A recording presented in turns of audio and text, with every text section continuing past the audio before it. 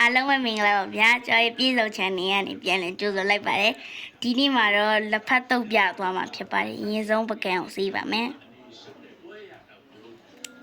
စီးပြီးသွားပြီဆိုရင်တော့ဝယ်လာတဲ့လက်ဖက်တုပ်တွေဖောက်ထည့်ပါမယ်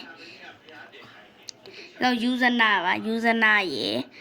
အဖိုးကြီးတုပ်ရေယူလိုက်ဘောနော်အဖိုးကြီးတုပ်အကုန်နှစ်ထုပ်လုံးအဆက်ပဲယူလိုက်ပေါ့နော်အေးပထမဆုံးတော့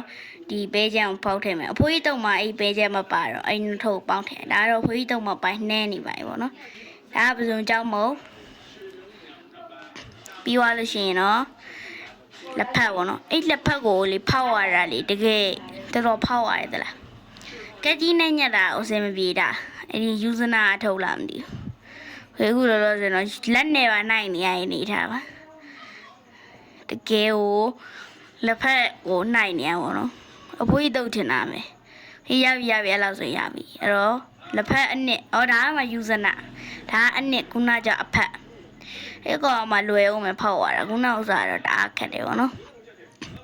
အဲ့တော့ကျွန်တော်ခုလုံးစင်လက်ဖက်ထည့်ပါမယ်ထည့်မယ်ပေါ့နော်ဘေးနားမှာတော့ကြက်သွန်ဖြူကြက်သွန်ငရုတ်သီးကိုတော့အမှကြက်သွန်မပေါ့ကြက်သွန်ဖြူငရုတ်သီးကိုတော့ရေးစီးပြီးသားပေါ့နော်ခုလောလောဆင်တော့ငရုတ်သီးညက်ထည့်မယ်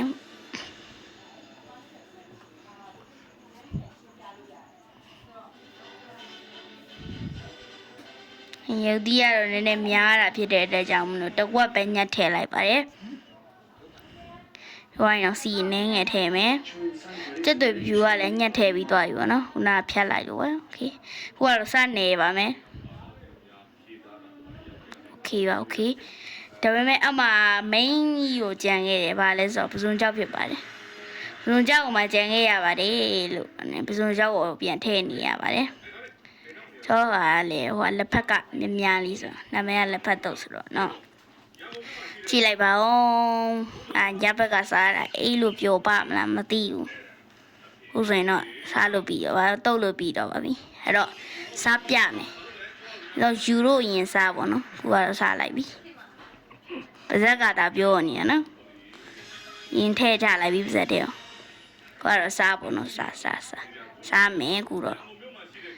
ရတာရှယ်ထိမိကွီပေါ့နော်အဲ့တော့ကျွန်တော်ရဲ့ vlog လေးကတော့လောက်ပါပဲအားလုံးပဲတက်တာဒီအဲ့တော့ဆိုတော့လေဒါရဲ့ channel ကို like and subscribe လုပ်ပေးကြပါလို့နော်